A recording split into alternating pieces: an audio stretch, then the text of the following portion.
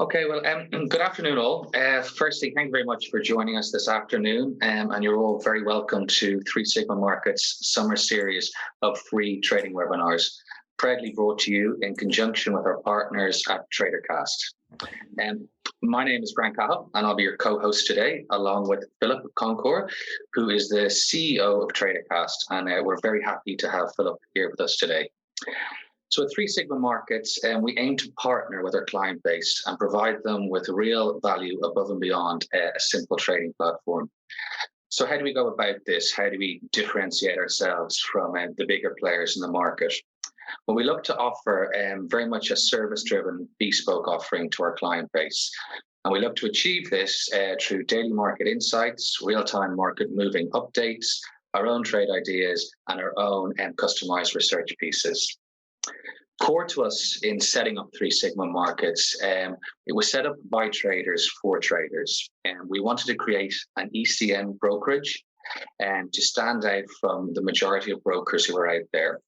Unfortunately, the majority of brokers out there tend to book their clients' flow. This essentially means they take the other side of their clients' trades. We believe there's an inherent conflict of interest in this business model, and we wanted to set up Three Sigma Markets on an ECN model, which allows our clients direct access to the financial markets. ECN aggregation also means that we provide our clients with the tightest possible spreads in the market at that time. I think since the launch of our crypto offering, we've shown that we have one of the tightest spreads on the market.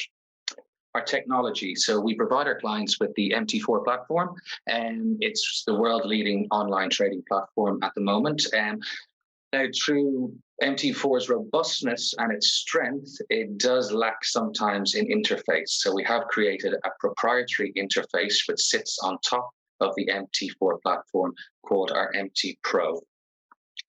So in trying to fulfill all these objectives in setting up Three Sigma Markets, we are bringing you, as part of this, our summer series of trading webinars. These webinars are aimed to provide our traders with new skill sets, more training, and more market-moving insights. Each webinar will focus on a core topic, a market theme, or a trading strategy.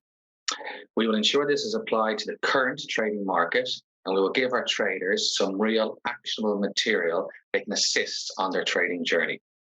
We will, of course, keep you up to date with all our up-and-coming webinars. So without further delay, I'd like to hand you over to Philip, who will present the main body of today's webinar, entitled What is Moving the Financial Markets Right Now? At the end of Philip's presentation, we will, of course, give you an opportunity to answer questions. To ask questions. So please, any questions you have on Three Sigma Markets, on the financial markets as a whole, or any material that Philip covers in his presentation today, please do ask questions. And thanks again, and I'd like to hand you over to Philip now.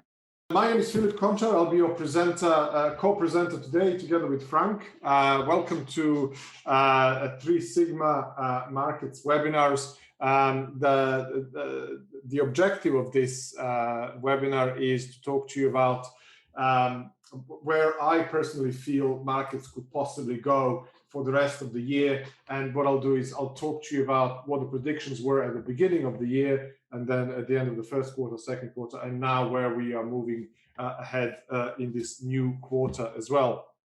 Also, you will get access to TraderCast for 30 days using Three Sigma promo, in addition to being able to book one-on-one chat with either Frank or other guys at Three Sigma, talk about their platform, how to use it, functionality, their unique selling propositions, what makes them different as a broker. And you can do all that. In addition to all that, you'll be able to get workshop recording and any other material as well.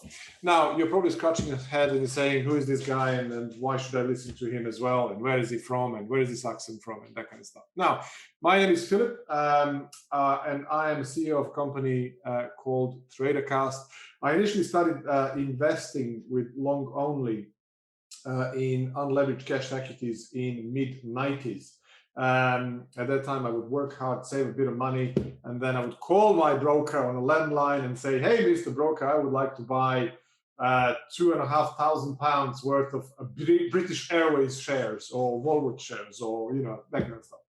And they would say, oh, this is that many shares, shall we lock it in? And they would say, yes, please, yes. So, and then a few days later, an envelope will come in post with my share certificate.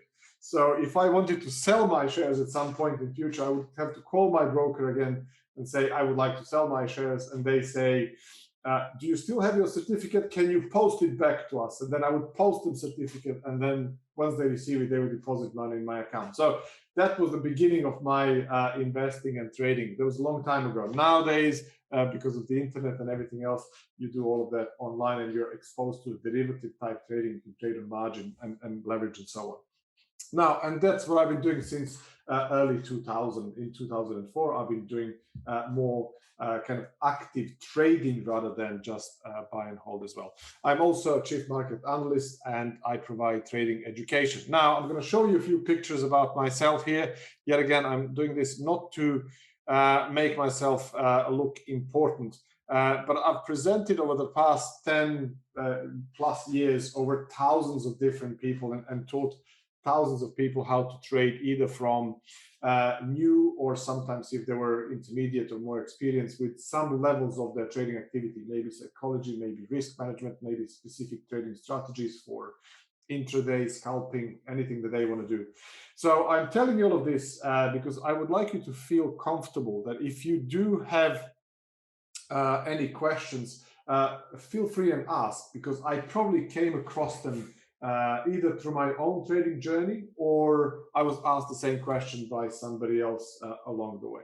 Now, what I really do is I do something like this. So I sit in front of the screens for a certain amount of hours every day, and I look at the markets and I also trade.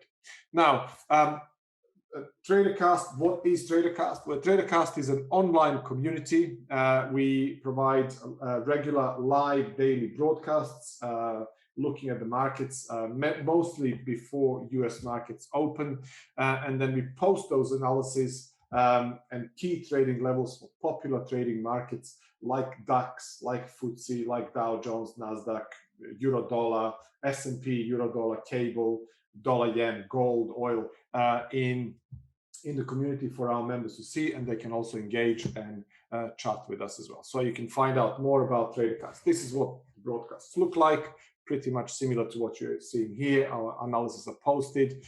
You also, if you join us in TraderCast, you also have access to 24 structured online courses that you can take, guiding you from beginner all the way down to specific trading strategies and specific use of indicators, different time frames, trading theories, all sorts of different things as well. So that's all available for you, and you also have access to our community. Now we come to this point when we are talking about markets. So here is a big disclaimer.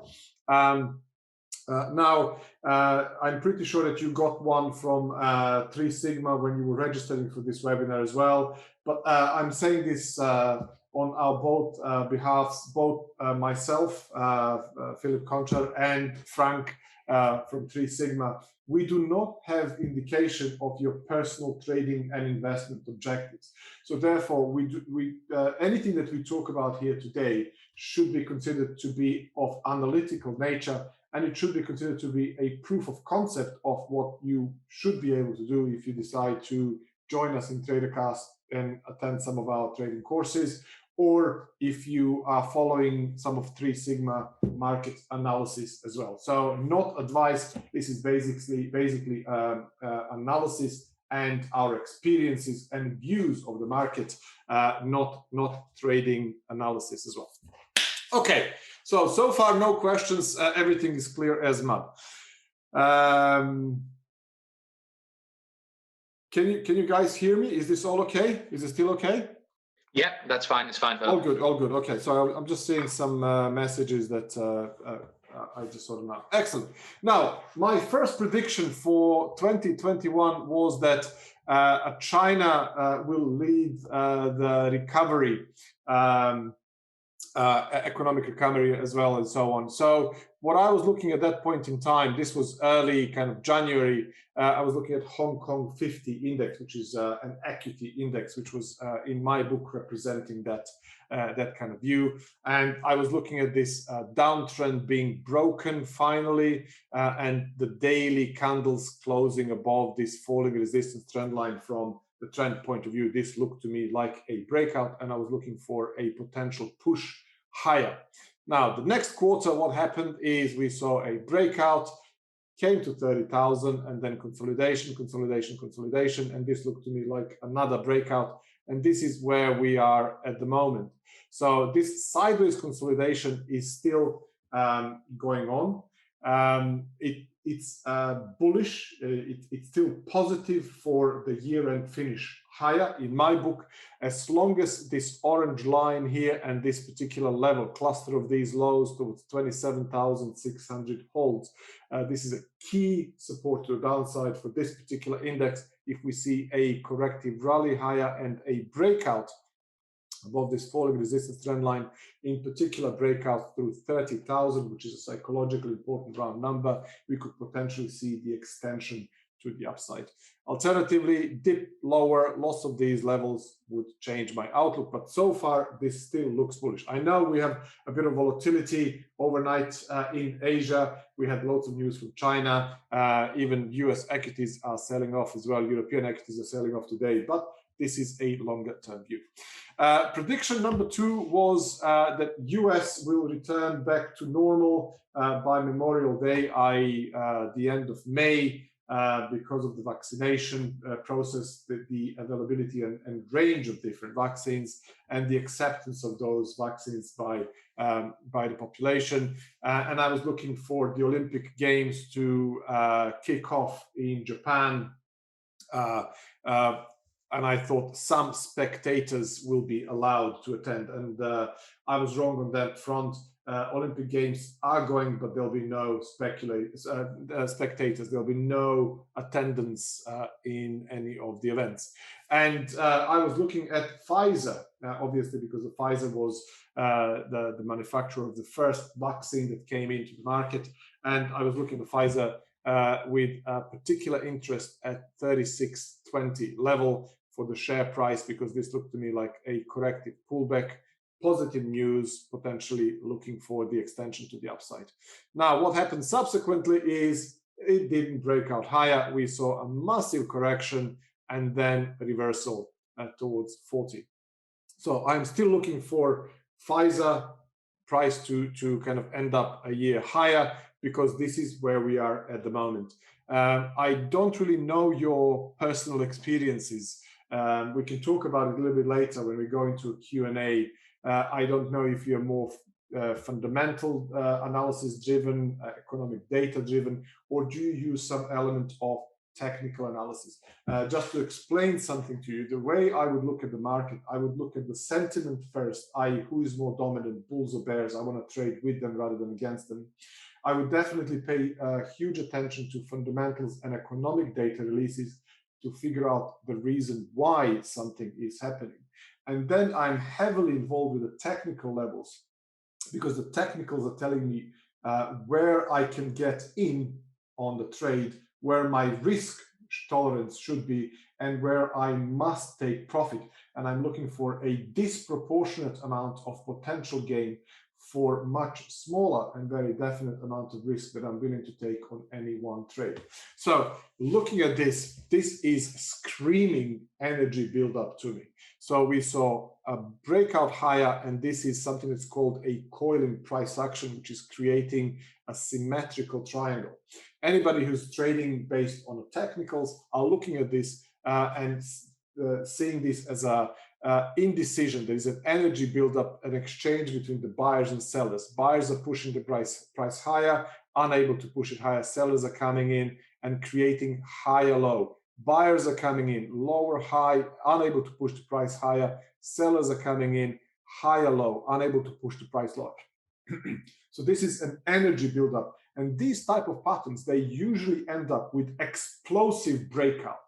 Now, putting it in the context of the trend, putting it in the context of demand for the vaccines, manufacturing, what Pfizer might do with the profits-wise going forward.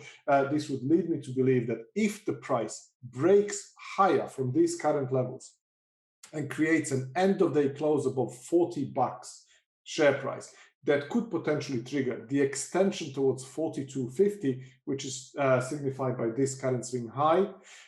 Normally, traders who trade this, they would take the widest point of this consolidation in number of points or percentage terms, and they would extend it on the breakout level to get the symmetrical extension, projection of the extension where they might be looking to take profit.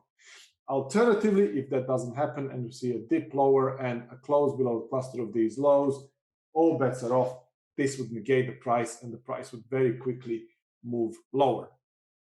So far, no questions, all good. Now, prediction number 3.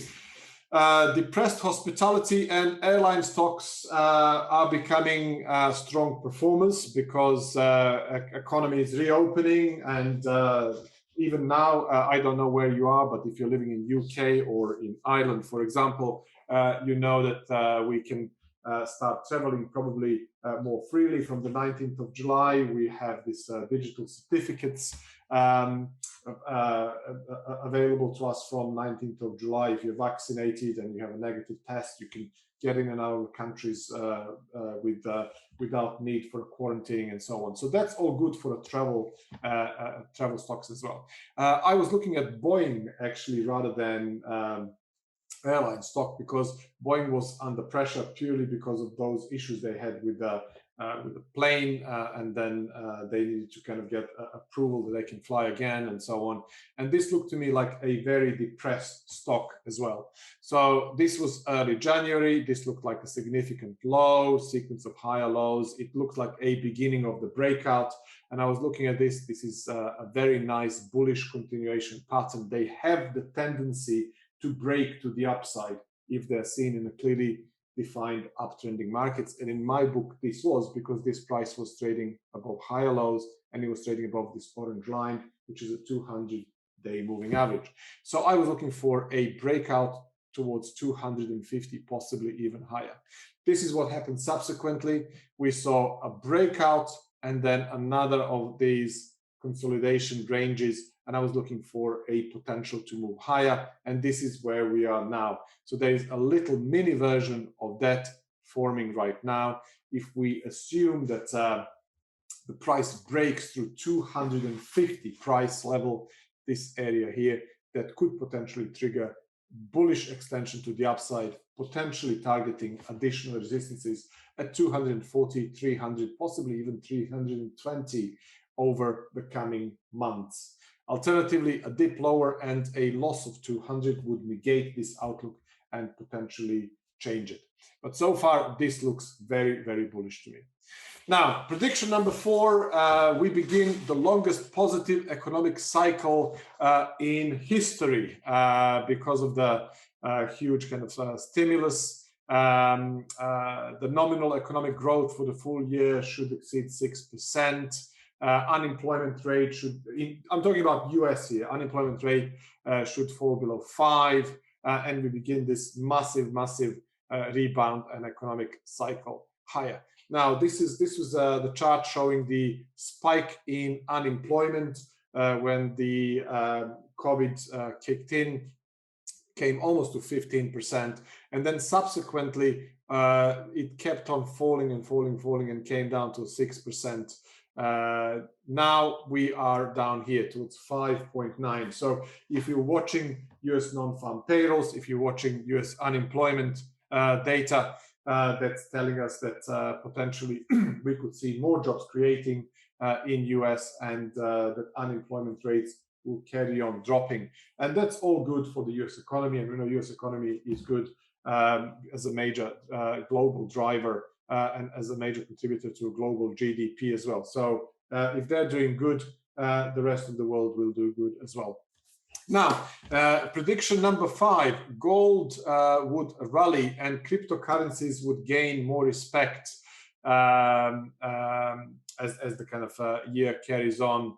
Now, Lately, we've seen that Elon Musk was able to manipulate crypto. We'll talk about crypto in a minute. And also, recently, we are hearing this renewed news from People Bank of China as well, voicing their concerns in crypto. We'll talk about that more. But first, gold. Gold is causing the maximum amount of pain to as many people as it possibly can. This was gold at the beginning of the year. This looked like a major breakout to the upside. Dollar was falling, and we saw a gold breakout above 1900. This was a trigger. As long as the 1900, 1890 level holds, I was expecting to see gold push higher towards 1980, possibly even 2000 into the year end. This is what happened subsequently. Instead of that breakout to the upside, we saw massive kind of a correction, pullback lower to 1680. This was the last quarter. I looked at this thinking that this is probably overextended.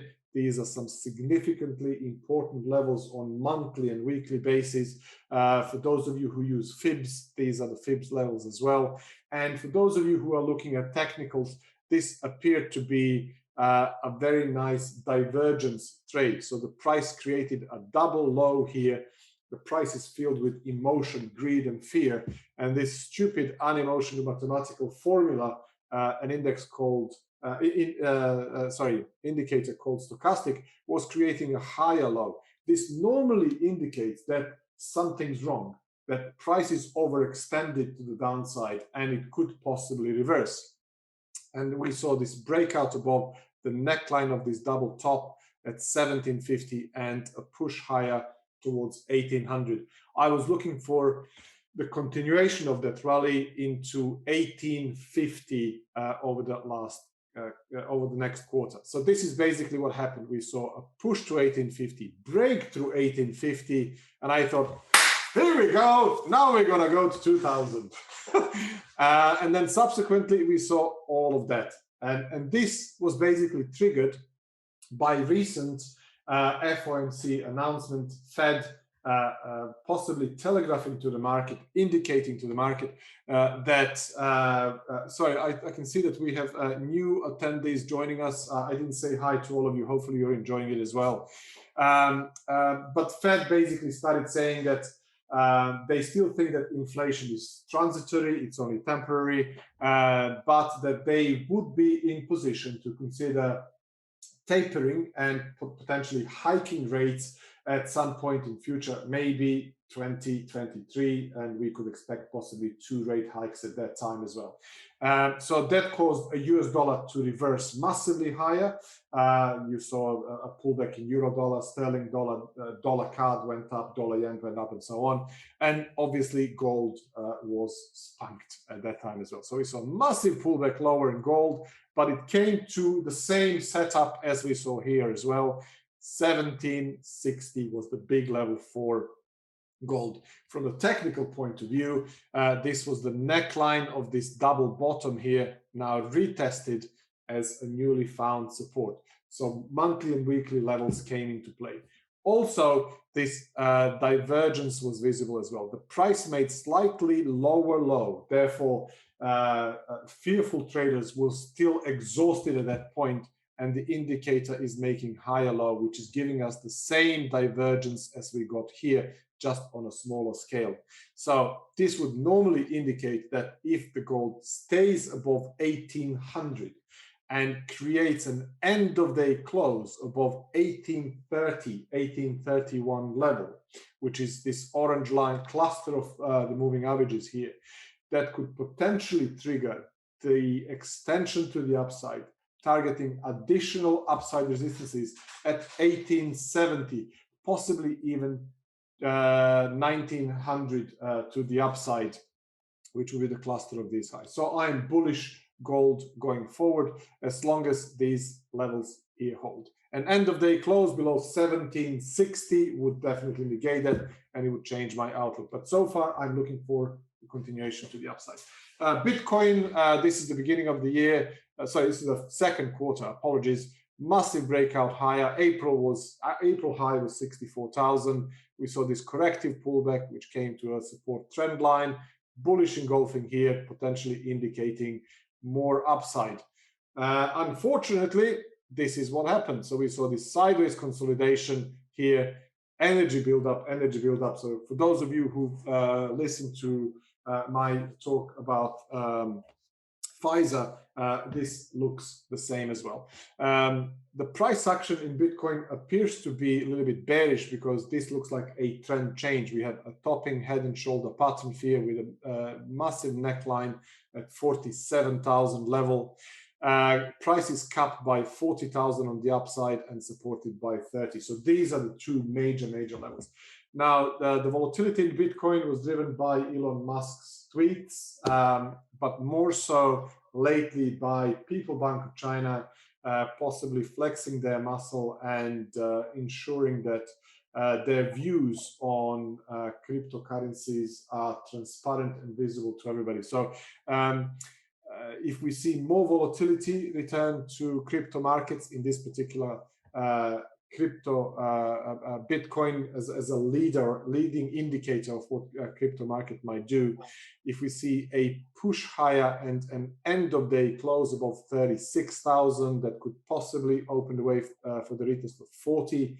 Only the end of day or weekly close above 40,000 is required for the continuation of this breakout to the upside towards 43,900 and 47, possibly even 50 on the upside. This would be an oversold bounce back. Alternatively, if we see a dip lower and a loss of 30,000, an end of day or a weekly close below 30,000, this would be fairly bearish for Bitcoin, potentially opening the way for the continuation to the downside, targeting 26, possibly even 25,000 to the downside. So fairly range bound at the moment.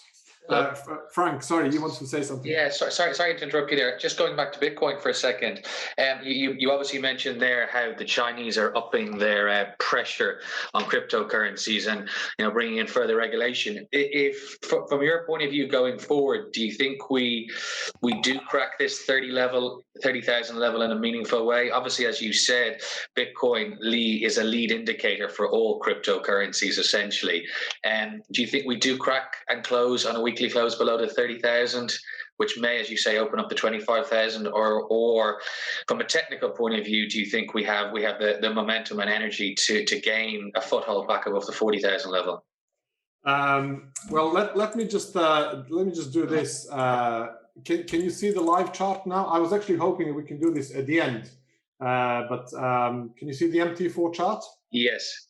Okay. Well, this is a 3 Sigma MT4 account. And looking at this daily candle here, it seems to me that there is a bit of a momentum and a selling pressure at the moment. I would be closely watching a cluster of these lows here before we get to 30. So 31,700 to the downside. If I see a push lower and an end of day close below that level, I wouldn't be surprised to see it push towards 30,000 and then retest of that level. Now, can I predict the breakout of 30,000? No, I can't. I'm one of those traders who trade what they see rather than what they think. So I know what I will do if that happens, but without sitting in somebody's lap at PBOC or being in Elon Musk's head and knowing when he might tweet, I really don't know if this is going to happen or not. So I'm not trying to be flippant, but no. If I see the loss, I would short below. If I see the loss, I would short below. Yes. And that falls into very much what we talked about on numerous occasions, where you're trading the price action. You're trading what's in front of you. You obviously have a technical setup in mind, but ultimately, if the price action doesn't lie, so as a good tool always for traders out there, trade the price action that's in front of you. Absolutely. Guys, are we hitting the mark? Is this too basic for you, or is this the right level, or just checking?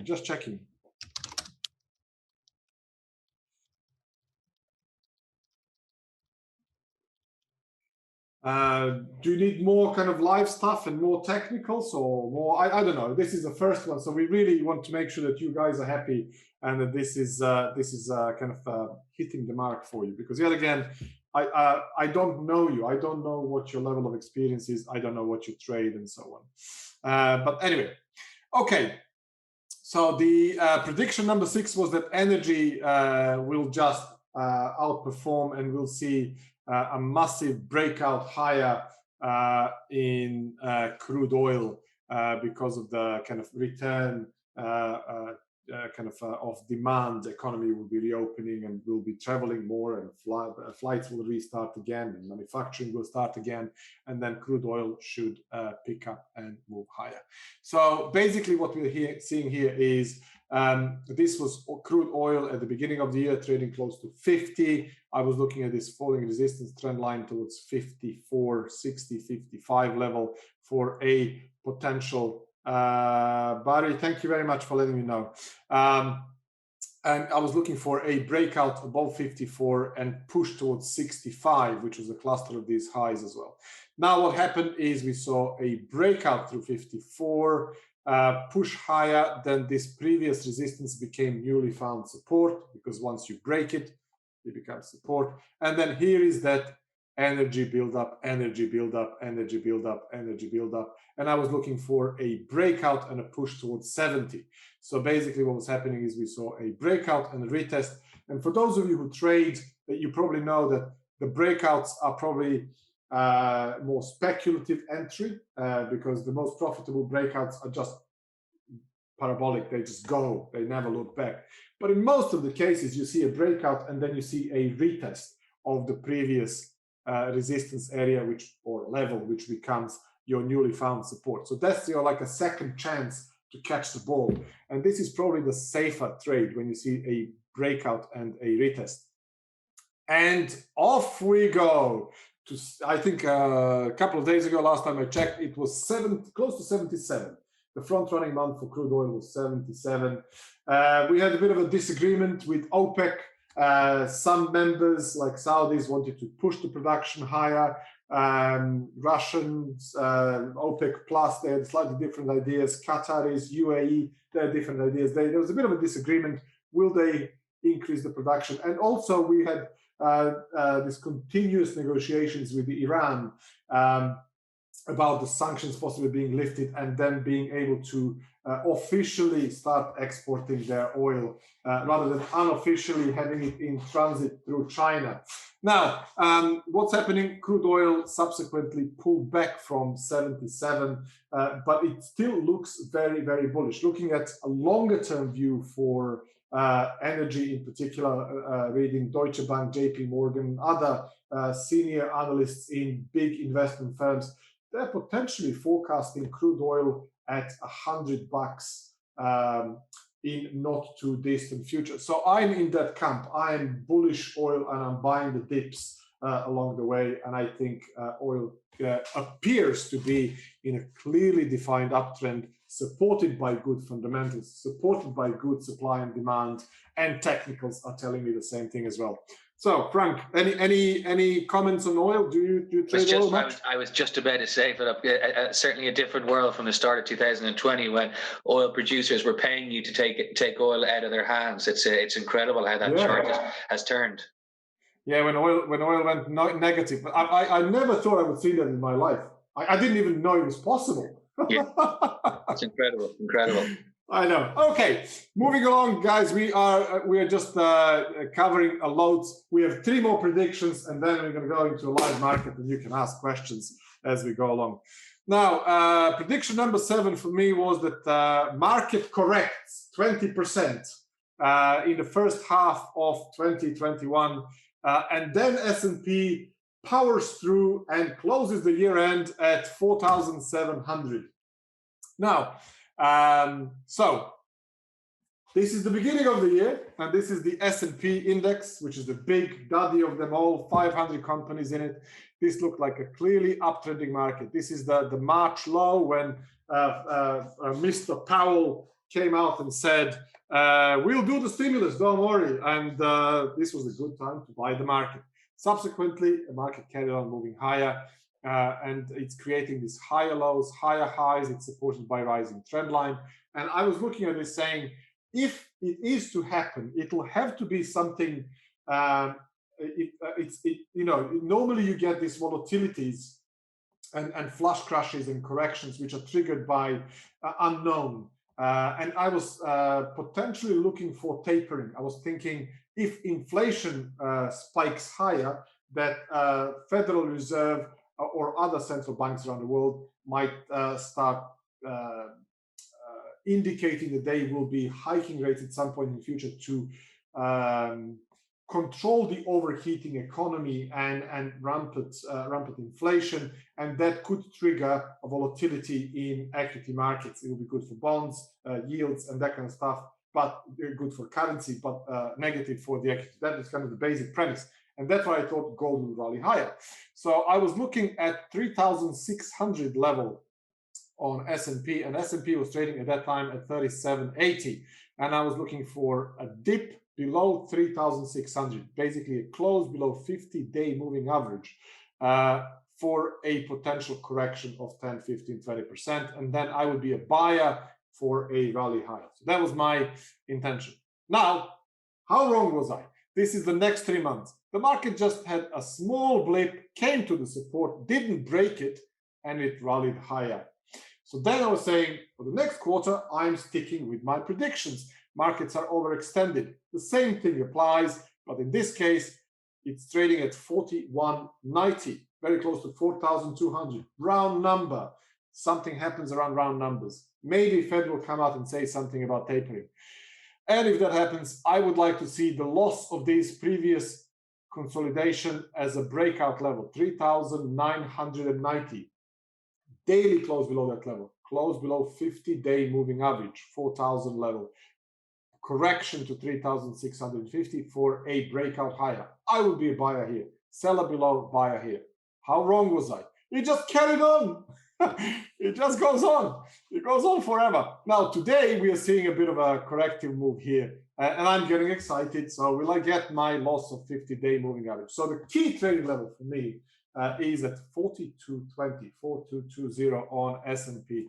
If I see a loss of that level, an end of day close or a weekly close below that level, it would be a loss below 50 period moving average, but also this rising support trend line and a cluster of these previous highs that could potentially open the way for a deeper corrective move towards 4,050, possibly even 4,000 to the downside, 38.80, which would be a retest of 200-day moving average, where the buyers will likely return and push the price higher.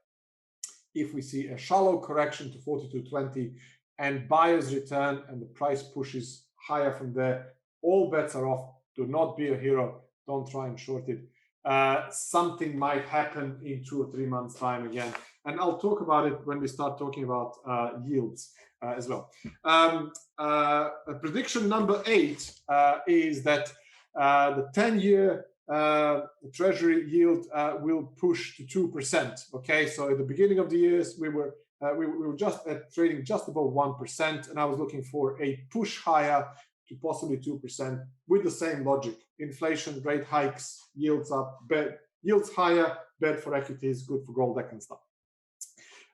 And this is what happened. It pushed higher, came to 1.75, and subsequently started correcting to 1.6. I was still looking for a push higher into the year end. This is where we are now. Frankie was saying 1.2 is the threshold for 10-year yields as a big pain threshold. Yeah, I was talking to a number of fixed income traders today, and they're saying that 120 is the real.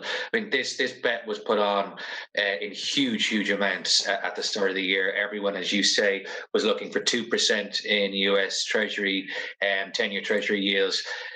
Assuming that due to the economic recovery, that the Federal Reserve would have to hike rates at some stage, and preempting that.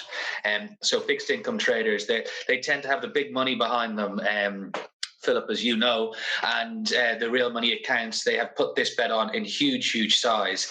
And I think that's what we're seeing now. We're seeing a liquidation of this of this trade that was put on in January and February of this year. And I think the real pain could be a break of 120, so 1.2% in yield terms. Yeah, my view on this is, yet again, I'm not trying to predict what might happen, but it is likely that we might see more hawkish tones from Fed around September time, i.e. the next quarter. By that time, they might be a little bit more vocal about their intentions for potential changes in interest rates going forward, because inflation will carry on moving higher. And I don't know how long they can stick with their view that it's only transitory. If that happens, then that would be the trigger for the spike towards that kind of 1.82% yield, which is what JP Morgan, Goldman Sachs, and other senior analysts are predicting for the year end.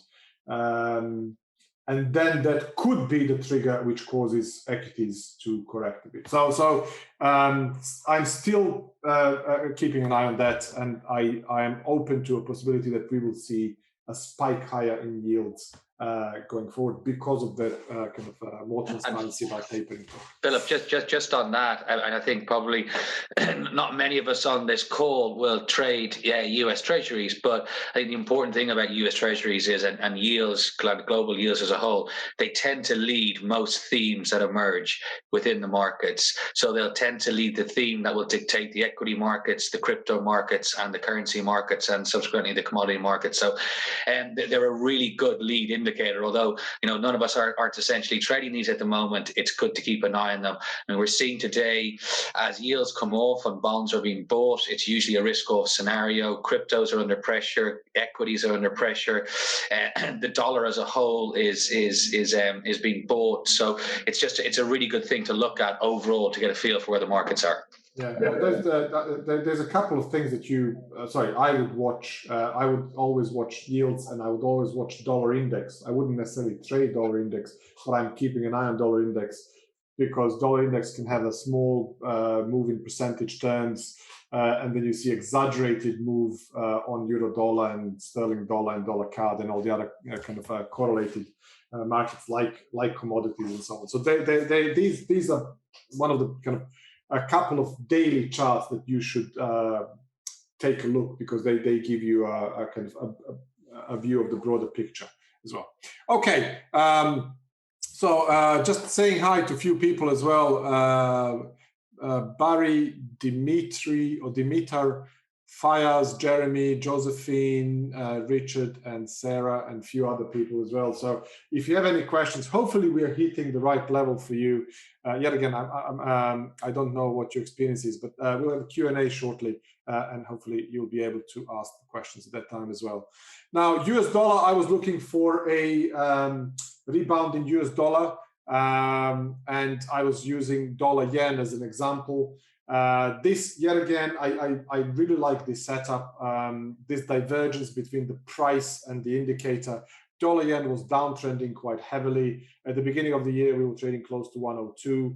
We have the price making lower highs, and my stupid unemotional dumb indicator is making higher lows. And for me, this is a warning flag.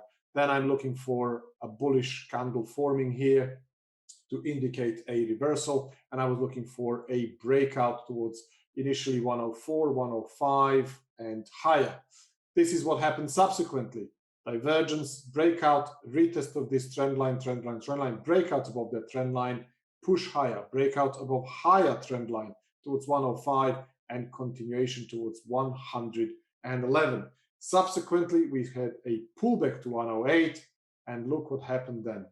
Off we go to 111 again and higher, and this is where we are today. So today, as Frank was saying, there's a bit of a kind of a risk play here with the dollar and yen, but keep an eye on this 109.80 level. I'm not really sure where we are at the moment. 109. Yeah, 109.80. We're literally at 109.80. This is a key level going forward. Dip below that level could possibly indicate possibility of a deeper corrective move towards 109, 109.70, 109.30. A reversal from here could indicate the retest of this previous support as a newly found resistance towards 110.70, 111. Breakout above 111, off we go to 112, 112.50 again. But very nice bullish run for the US dollar, represented by dollar yen. And the last prediction was Tesla.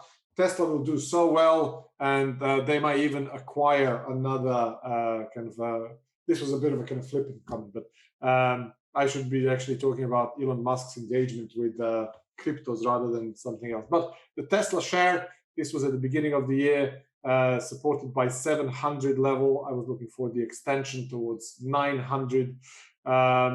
It came to about 899.95, and subsequently we had a massive correction, pullback, and then consolidation here. So this is where Tesla is at the moment.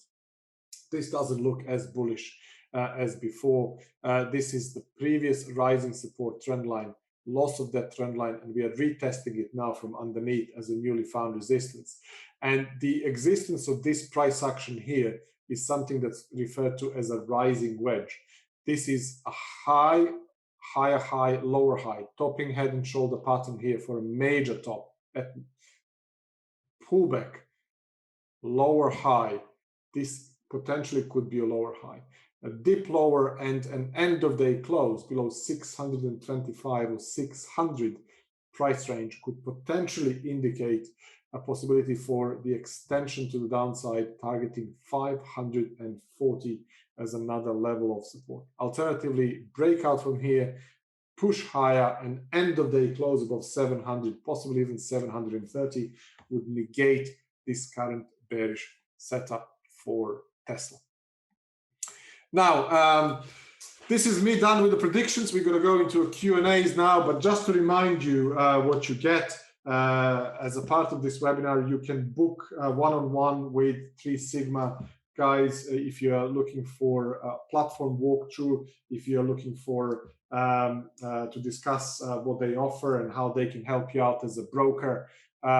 Feel free, do that. Make sure that you do that. That there's a wealth of experience with Frank and other guys who've been in the industry for years, and they're trading for themselves. They're real traders rather than just market analysts and brokers. You're not talking to a junior sales staff. You're talking to somebody who has a wealth of experience and presence in the markets for a long period of time. And I would urge you to do that, because it's really beneficial to spend your time talking with them. The other thing that you can do, you can get access to TraderCast. So firstly, you need to go to tradercast.com. You can use Three Sigma Markets promo code or introducer. I'll show you how to do that in a minute.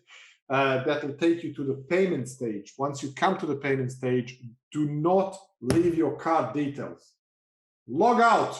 I do not want to have a hassle of refunding you back and canceling your membership. Do yourself a favor, do me a favor. Do not pay, okay? Because these guys are paying for you. Okay, these guys are paying for you. So log out, and then you can get access to that. So go to tradercast.com. This is what the website looks like. You click on sign up button. Okay, that'll take you to this page here.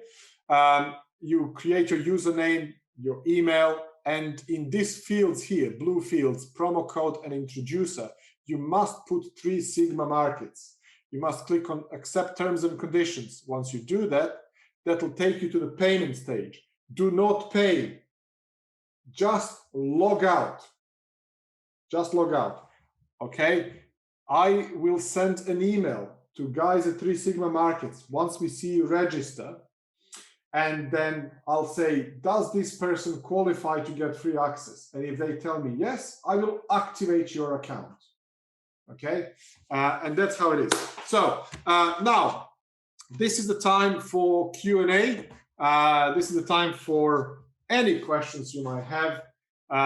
We have a few minutes before we finish this webinar. So for any questions for Frank or myself, we are here at your disposal. And I hope this was informative and beneficial in some way.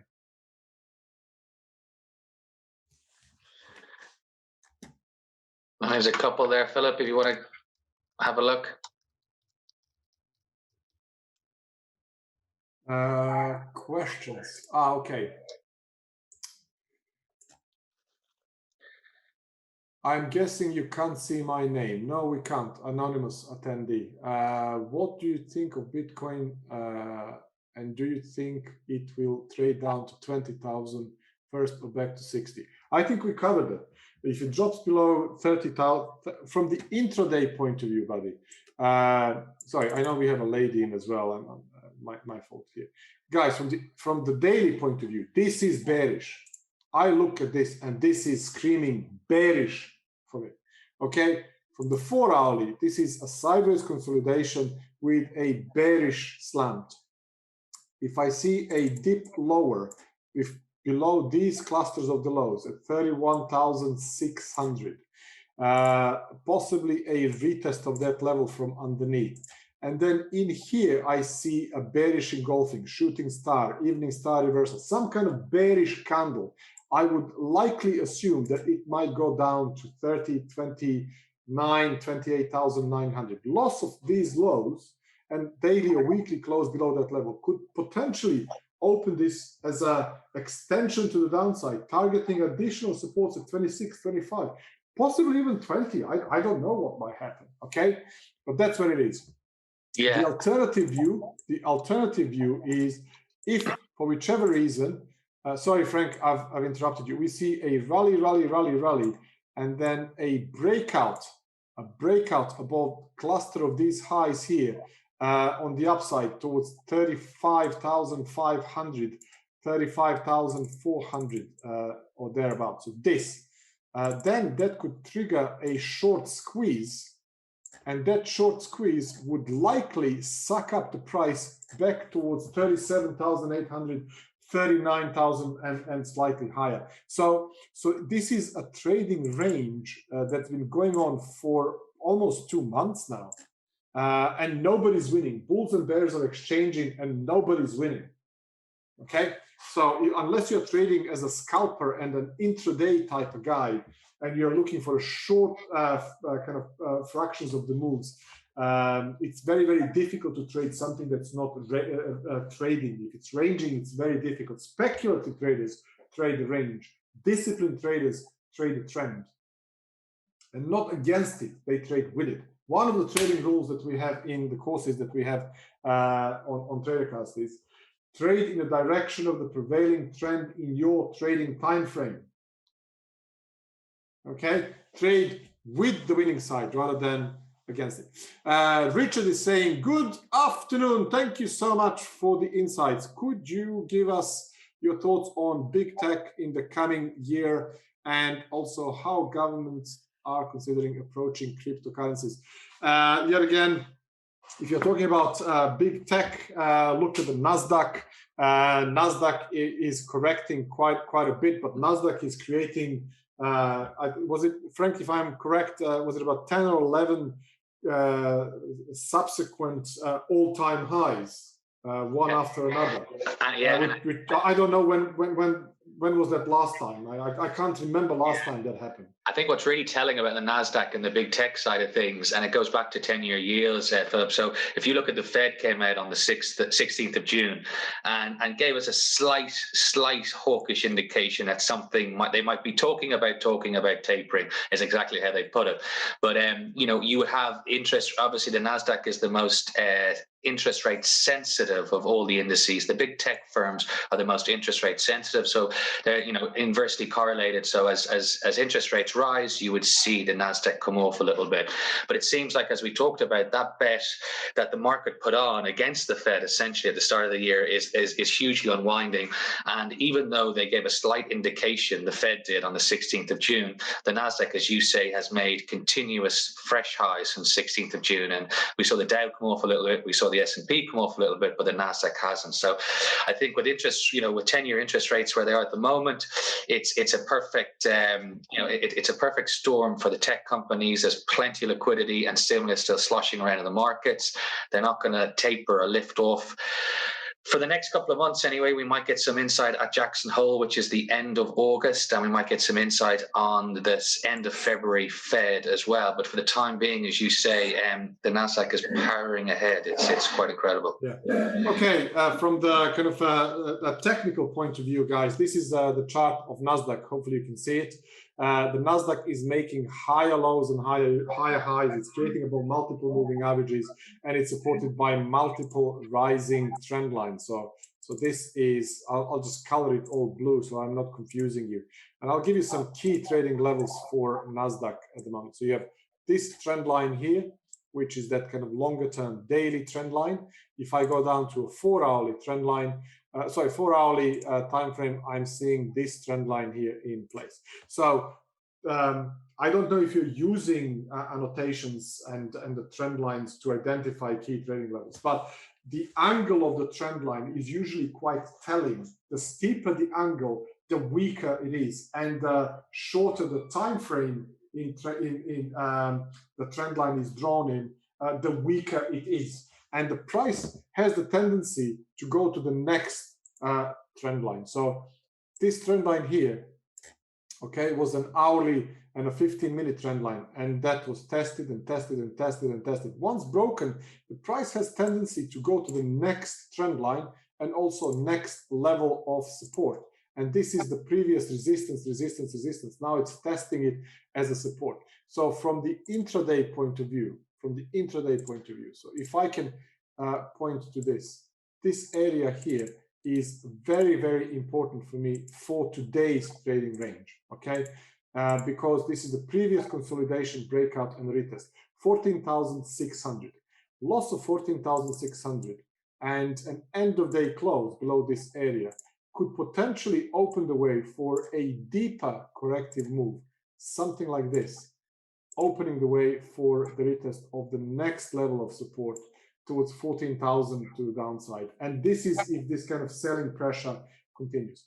The bullish scenario is corrective pullback, buyers come in, and the price pushes higher. If the price pushes higher and closes above these current highs here, which are all-time highs, current all-time highs, and we see the daily or a weekly close above 14,870. Guys, your guess is as good as mine. All bets are off. This can go to 15,000 or higher. We don't know. This is uncharted territory. So the corrective pullback would be healthy, and it would likely trigger that FOMO effect. There's a huge amount of buyers waiting for a dip to buy. Okay, waiting for a dip to buy. So that's where I am with the Nasdaq as well. Hopefully this is not too short for you. I normally trade in 15-minute and lower.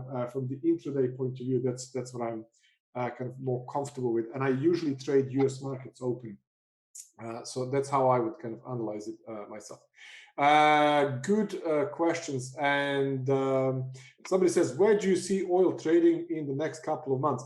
I think we talked about this already. I can cover it again for you. I'm seeing oil quite bullish. What I'll do is I'll use TraderCast charts for now. So I didn't tell you, you're getting daily, you're getting weekly Outlook reports in a video form. You can come in here and watch daily broadcasts like this, but more specific every single day. Trading ideas are then posted in the community. So we talked about Nasdaq. So there is the one about Nasdaq from yesterday with the key trading levels and the prevailing trends and that kind of stuff as well. And then you will also get education here. So yet again, I'm not trying to sell you the trader cards because you're getting it free. I'm just telling you what's in, so you know.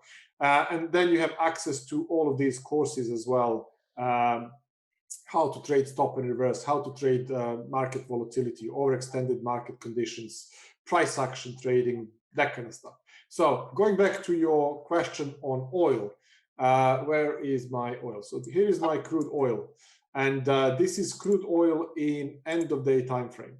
So I'm looking for a bullish continuation in crude oil as long as it stays above 70. So the key level for me is at $70 per barrel, which is a kind of a nice and round number, psychologically important number. As long as 70 holds and a buyer's return, and we see a breakout higher in the same way as we had here, in the same way as we had here, in the same way as we had here. I can repeat this over and over again. As long as the trend stays intact and you see a breakout and a breakout and a breakout and a breakout, maybe this here is the beginning of something that looks like this. I don't know what it is, but it appears to be bullish as long as it stays above 70 or let's say 68, 60. So this zone here would definitely be of interest to me for a buying opportunity. So if I see a reversal here, if I see a sell-off, sell-off, sell-off, and then a green candle forming here, and that green candle possibly looks like this. So let me just paint you one, and you know, I don't know how you trade, guys, but let's say we get a candle that looks like this forming here. And yet again, I don't want to confuse anybody. I'm a big fan of 3508. So if I see uptrending market with 3 days of correcting move followed by bullish reversal, I am a big fan of that. I buy. If I see uptrending market with 5 days of reversal, that's even better, followed by a bullish reversal. In uptrending market, I'm looking to buy. If I get 8, oh, how sexy is that? Because they're fib numbers and we subconsciously connect with them because the trend is intact. This is bullish trend. Buyers are more dominant. Sellers are coming in, or bullish traders are reversing their trade. They're closing their trade, taking profit. By doing so, they must sell. And then there is a corrective pullback for a while. And then you get this reversal. So a hammer that looks like this, or maybe an indecision like a spinning top, or maybe a bullish engulfing candle that looks like this, for example, okay, forming here around this area would likely trigger extension to the upside and another attempt towards 75, 76, an end of day break above 76, 78, 78, 60, 79, and higher, possibly even towards 100 towards the year end and beyond, based on this longer term analysis. The alternative view is if we see a selling pressure, and instead of getting that kind of bullish reversal at this area here, we see a dip lower and an end of day close below 68.60, possibly a retest from below as a newly found resistance that could open the way for a deeper corrective pullback towards 65, where buyers will return again and look to buy for a continuation of this uptrend. Why? Why do you think so, Philip? Well, there is a very simple trend line going that way. So loss of trend line, a retest, previous support becomes newly found resistance, and then the price goes to the next level of support. It's fairly straightforward. So keep an eye on those levels. Key levels going forward, 70, 68, 60. That kind of zone is really, really important. Frank, sorry, am I going too technical for you guys? No, that's absolutely perfect. Okay, we are overrunning by a bit, guys, and hopefully you're enjoying it. You're still with us. So any more questions? Do you want me to discuss anything, cover anything, explain anything? Just another question there on inflation, Philip. U.S. inflation. I actually believe that U.S. inflation is higher than what they say. I think it's not 5%. I think it's the real inflation is higher. When you look at the price of housing, when you look at the price of fuel, when you look at the price of loads of other goods and services, the real inflation is higher. The inflation here in Ireland, do you think it's 2%, below 2% here in Ireland? Doesn't seem that way anyway. Doesn't seem. I'm trying to do some work in the house. I'm waiting for a bloody builders and guys to do the garden for 6 months. They're flat out busy and their prices are increasing. We quoted you one price. Sorry, the price of lumber went up. The price of labor went up. You have to wait and you're going to pay more than what we quoted 6 months ago. Yeah, I guess this goes back to the market kind of believing that theory as well, and the Fed fobbing us off by using the transitory argument that that this inflation spike will feed through and pass through into the market. So I guess it does take till September or so for us to really see if the Fed are going to blink on that front. But as we can see from US fixed income and US yields at the moment, those trades are being unwound. Those trades that were put on at the start of the year looking for higher interest rates and higher inflation are being tested to an extreme at the moment. Absolutely. And I'm looking at this euro dollar as well, and this is coming to a nice level. This 1.8, 1.18 must hold for a potential oversold bounce back towards 1.1950. Otherwise, if we see the loss of this, and our dollar index pushes higher. So there's a corrective pullback in dollar index today. Very short-term corrective pullback, but this looks bullish. Dollar looks bullish against the basket of other currencies. This is very visible in cable. Look, cable is getting punished today. Again, below 1.38. This is a major level for cable. Coming to 137.20. Below that, 137, 136.50, 136 might come in play. So as long as this kind of cluster of the highs at 138.50, 139 holds, sellers are more dominant here, and so on. Guys, I can talk to you about markets until tomorrow, but I need to go and do my normal daily broadcast for US Open in TraderCast community. We are a friendly bunch of people. As you can see, you're more than welcome to come and talk to us, engage with us if you have any questions. We would love to help you out. But yet again, I would urge you to get in touch with Three Sigma Markets, book your one-to-one with them. And if you do want to come and join, what am I doing? If you want to come and join us, use Three Sigma Markets,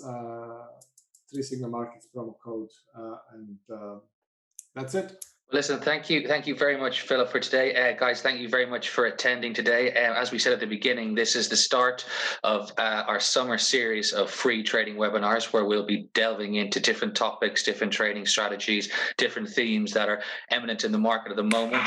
We'll give you plenty of time and notice of the next up-and-coming webinar. We hope to see you at that. And please do, anyone who you know in your network who would be interested in this, please do pass it on. But thank you very much for your attendance today. Cheers, guys. Thank you, guys, and we will stop the webinar now. Thanks for your time.